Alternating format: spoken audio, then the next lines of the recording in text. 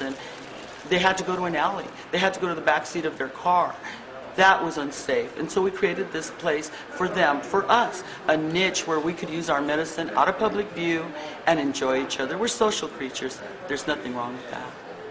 But at the federal level, they're still clinging to a more archaic view. Is there a better way, and some people have suggested looking into a system of legalization that might be effective in stemming the tide of drugs from Mexico and then the border wars and the immigration problems from Mexico? Have you considered this as a possibility? I think anybody who looks at this problem considers it, and ultimately when you look at it, rejects it.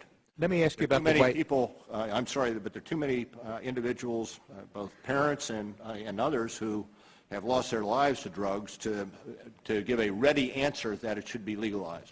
Name me a couple of parents who've lost their lives to marijuana. Can't.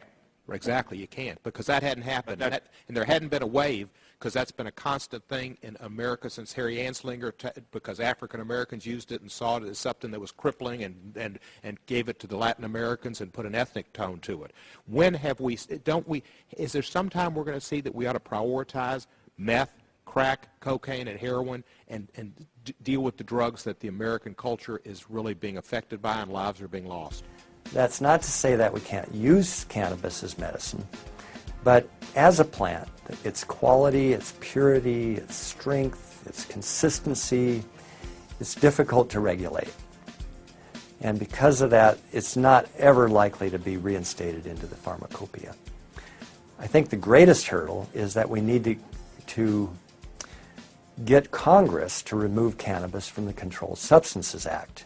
It's just absurd that cannabis is still there. It has enormous medicinal value. It's not addictive. It doesn't have a significant withdrawal syndrome, and it certainly is not really a menace to society. The anti-cancer qualities of marijuana appear to have been known to the U.S. government for over 30 years.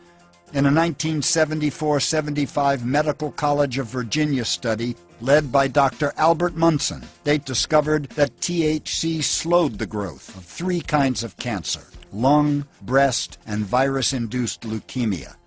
The Virginia study was shut down, and all further cannabis tumor research was abandoned. Just as I said, the number of times that all of the available literature on marijuana's safety and effectiveness has been reviewed by august government-appointed clinical bodies and have come back with the same conclusion, that it's safe and it's, useful, and that information gets ignored.